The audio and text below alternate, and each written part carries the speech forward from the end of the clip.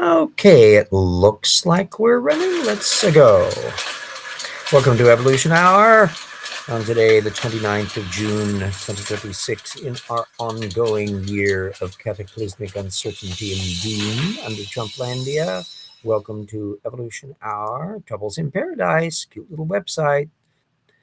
Share and share away on all of that stuff. It's there, freebies for the taking. My. A little bit late going on today. It was a very busy weekend.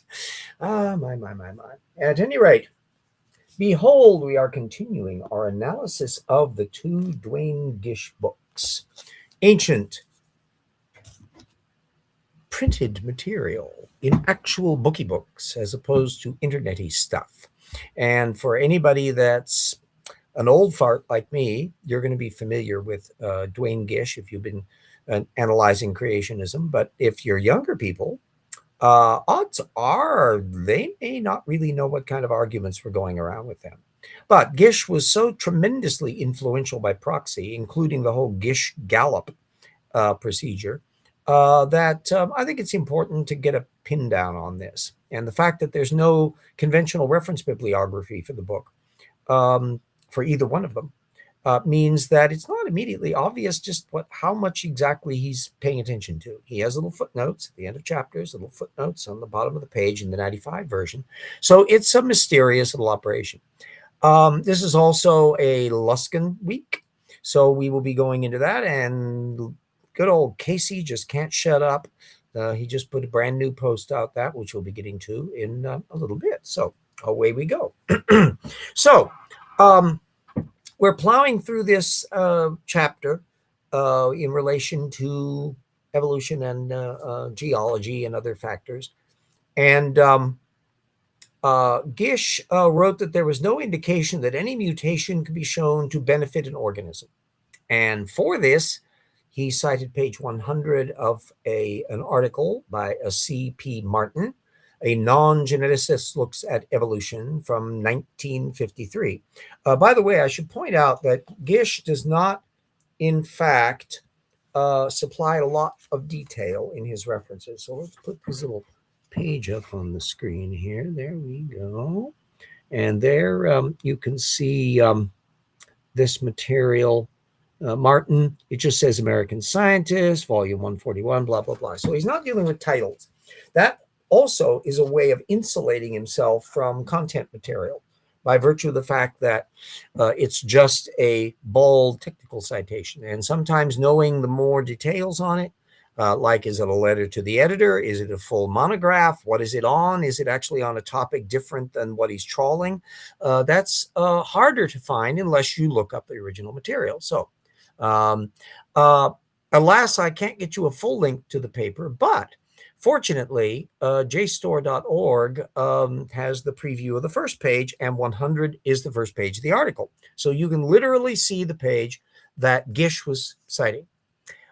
So it's clear that C.P. Martin considers himself among the group that he accepts is a dwindling group, but still, that are unconvinced of the mutation selection theory. But 50, I'm a little late at going today, so you're just at the beginning of the show. That 1953 is before DNA is settled in as the inheritance mechanism, and obviously years before the codon assignments are worked out. That's only in the 1960s, and years before people had really any extensive bits on what was going on in the genome. And therefore, when he's talking about mutations, Martin cannot possibly be talking about what we now talk about as point mutations. And for that matter, even kind of point mutations as what Gish would be talking about in 1978, and certainly in 1995, as he repeated all of this material farther down into the modern book.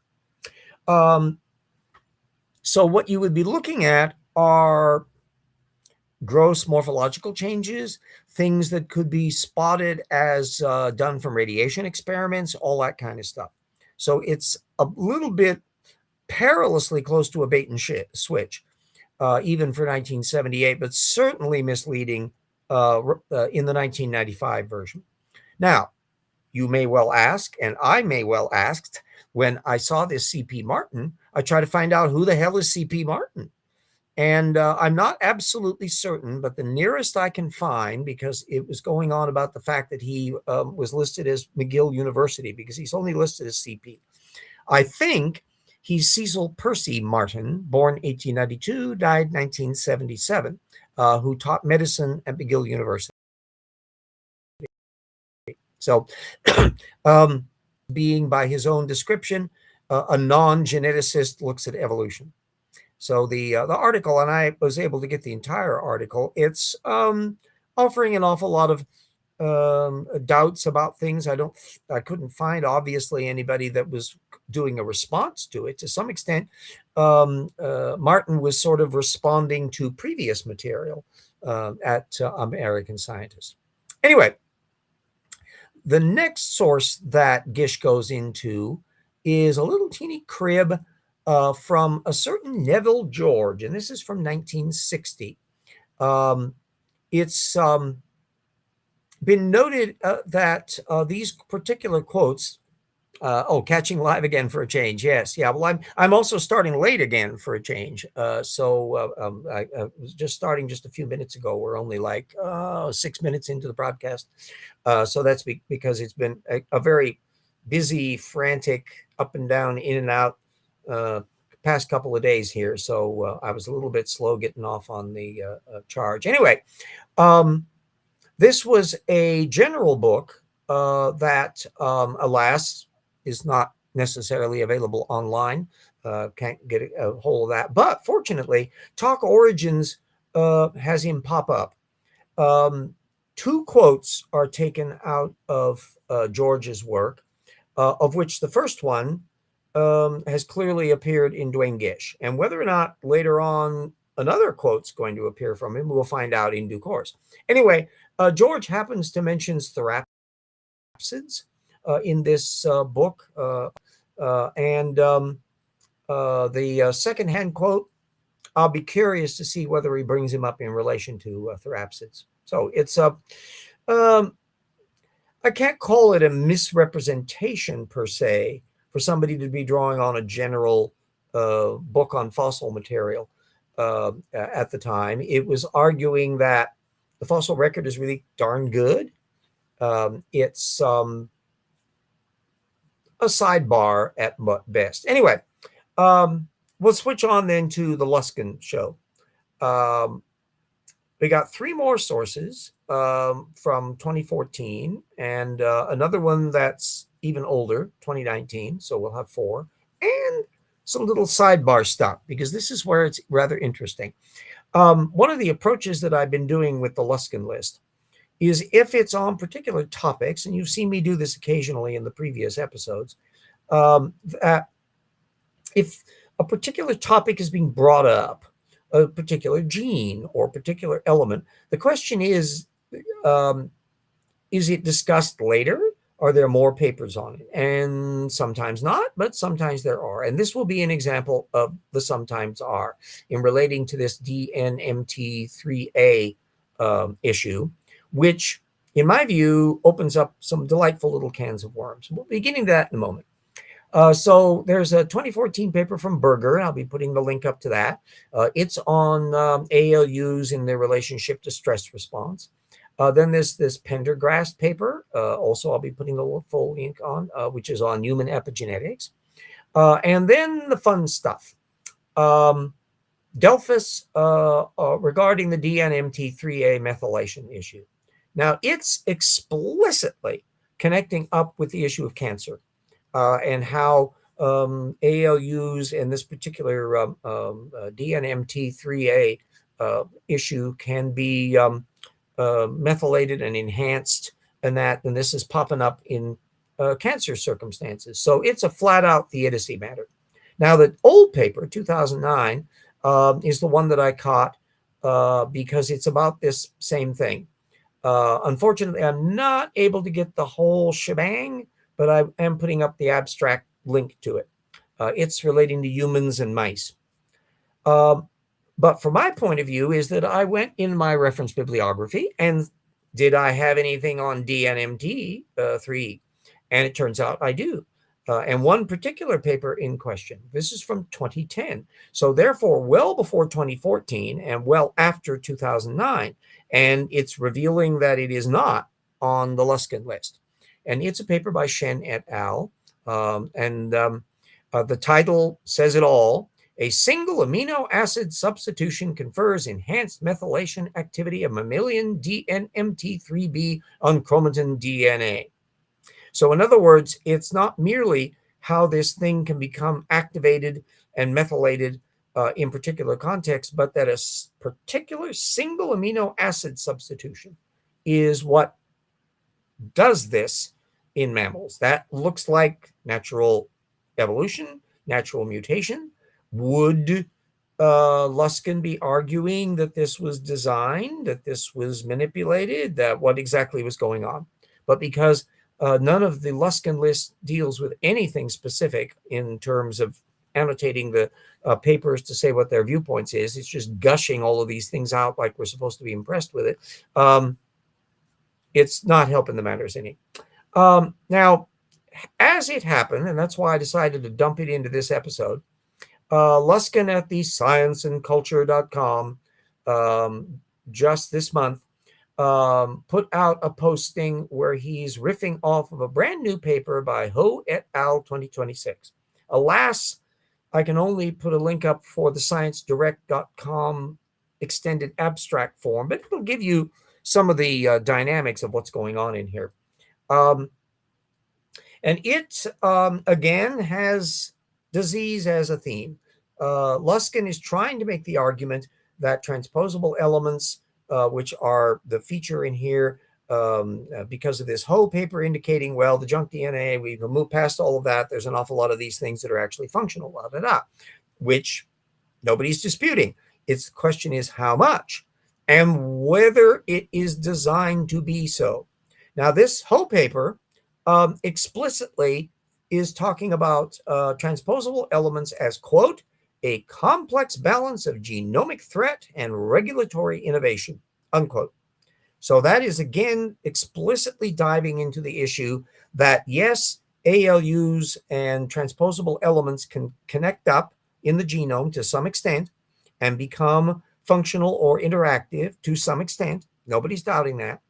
But that they are posing a threat to the genome and occasionally can generate some surprising little regulatory dynamics going on, where once in a while they actually are doing something valuable to the organism, but often as not, they're not, which is why the disease angle, which is a whole subtext element in this paper. You'll notice that Luskin's, should you read Luskin's post, which you'll be putting the link up to, the way it's listed in the linkage, it's paper in Cell reports paradigm shift against TES as genomic parasites or junk DNA. And that's a very skimmish approach to all this kind of stuff. But I think Luskin is so tunnel vision about taking these tiny little angles as opposed to looking at the big picture, which is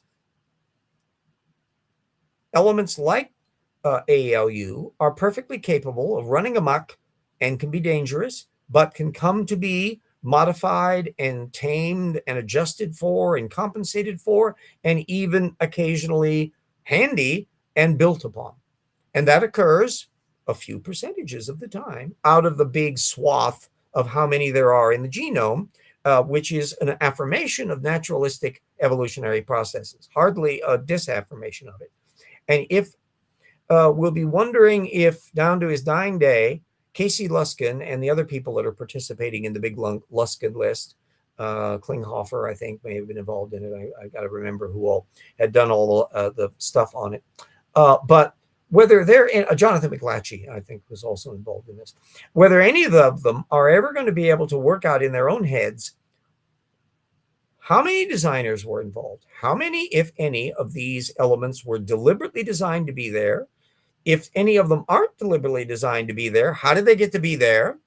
ALUs, as has been pointed out in previous episodes, are generated apparently from internal systems in the biology that spins them off, and then they start taking on a life of their own.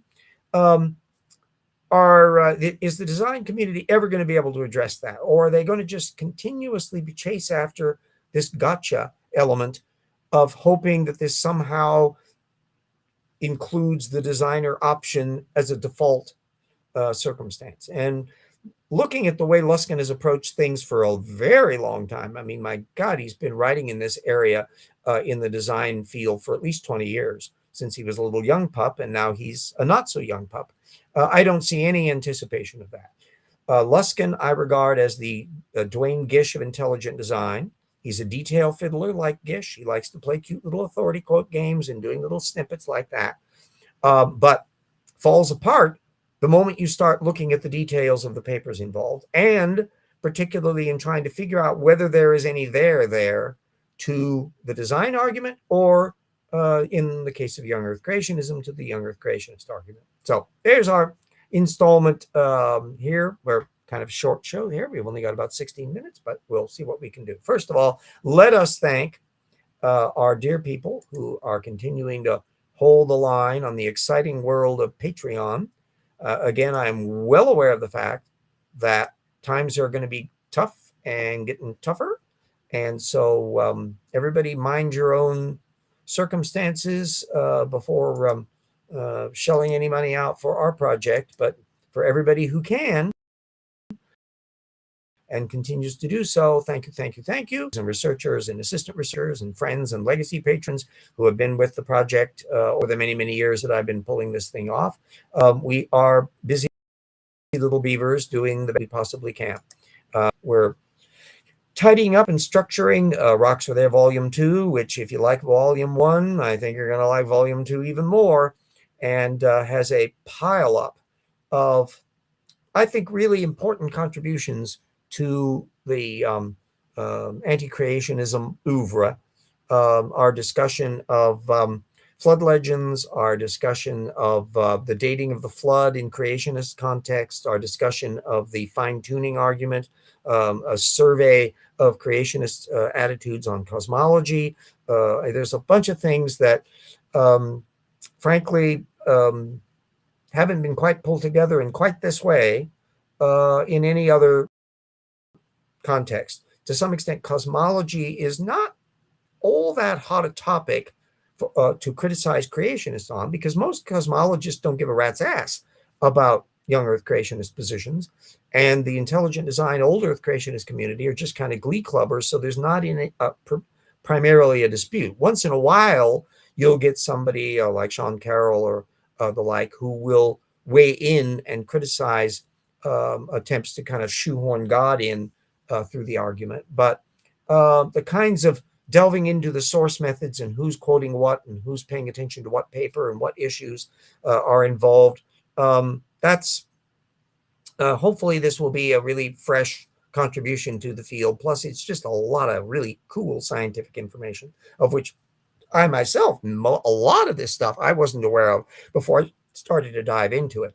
And certainly in the realm of cosmology, I was amazed at how much of the primary source material is available open access. Woo! It's like a kid in a candy store. So we were able to check out an awful lot of material on that. Let us then put up our little advert. Whoops, wrong video. I got to get the rocks for there. Let's see. That.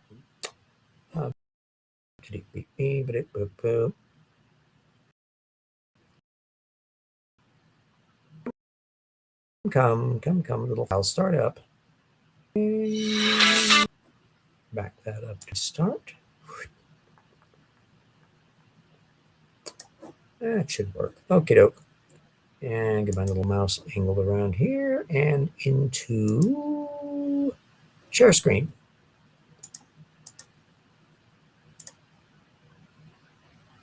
And away we go, kids. Commercial! Rocks Were There Volume 1.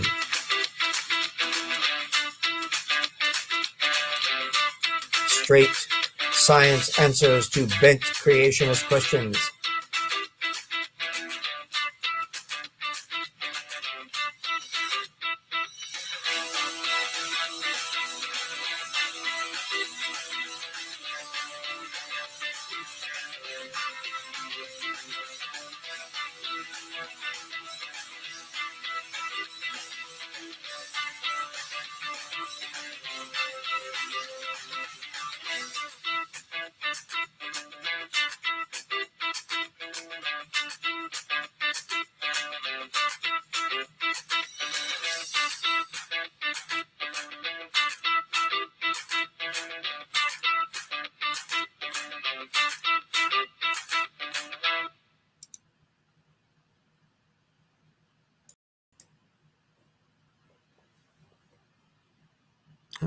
Okay. I hope that showed. I thought I had shared up there. Whoops. Did I pull the thing up and forget to put the share screen? I think I may have forgotten to put the share screen up because I keep on didn't see the doodad. My mistake on that. So sorry, we are tired, eh? Let's try it again. In this case, I'll be running the bloody commercial the second I didn't see myself on screen. Anyway, yes, that little share button is being recalcitrant. Come on.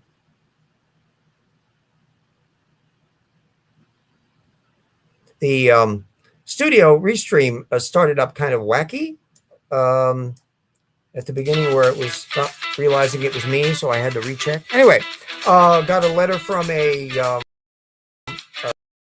retired science teacher in California who had seen Joel Duff video discussing the new lights in a Korean 1,000 years ago that I pointed out that I was going to be. And these rocks were there, volume 1, and wrote me a physical letter asking when rocks 2 were going to come out. Was I aware of Lawrence Collins's work? And the answers to which are hopefully by the fall for the and oh yes, Collins definitely. A lot of that gets cited, especially in the new book, so that's theological material. So there are people out there, little bit by little bit, become familiar with our exciting world. Okay, there's our stop share. Alrighty. So if I read, apologies. Anyway, that was a delightful little thing of finding that people are paying attention to things, and when he gets the book, I do hope he will be writing a review, pro or con. So that puts his 2 cents worth in on that.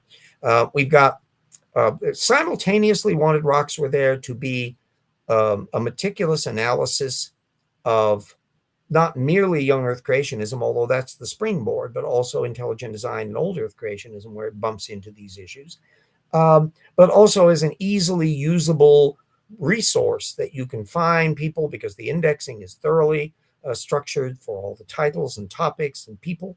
And the reference bibliography, which we're going to have a fun time trying to squeeze the typeface down, because this one's even bigger than volume 1, kids. That makes it tremendously useful for people trying to find about things. And it, I think, is a critical factor to have that set of resources available, because available online. And sometimes you can get into ruts trying to locate very specific pieces of information. An awful lot of very primary textual and historic material and geologic material may or may not be easily accessible, even on a Wikipedia page.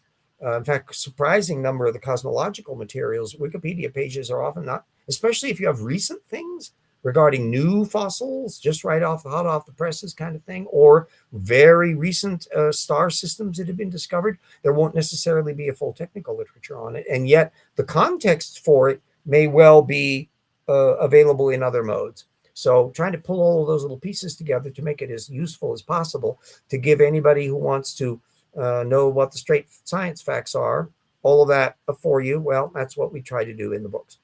And anyway, everybody stay super duper safe. Watch out for any laser wielding penguins.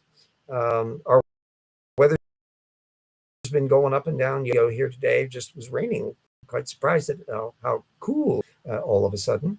We'll be watching out for everybody. That apparently the God King Emperor's grand state fair celebration of his ego turned into a giant flop.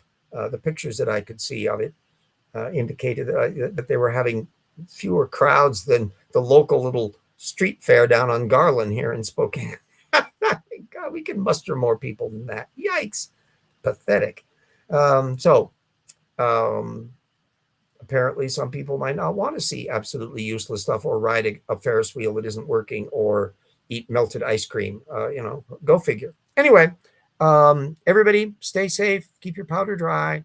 We will be with you next week again. And of course, another 2 weeks, there will be another Luskin show where I fairly confidently predict there ain't going to be no science works from Luskin that's going to help this, because so much of this material is getting older and older as they're plowing back through things. And since the earlier material that we hit was fairly recent, papers from 24, 23, 22, early 2020s. But so much of this is just padding that goes back away. That's, yeah. So everybody stay safe and see you all next week. Ending's a stream.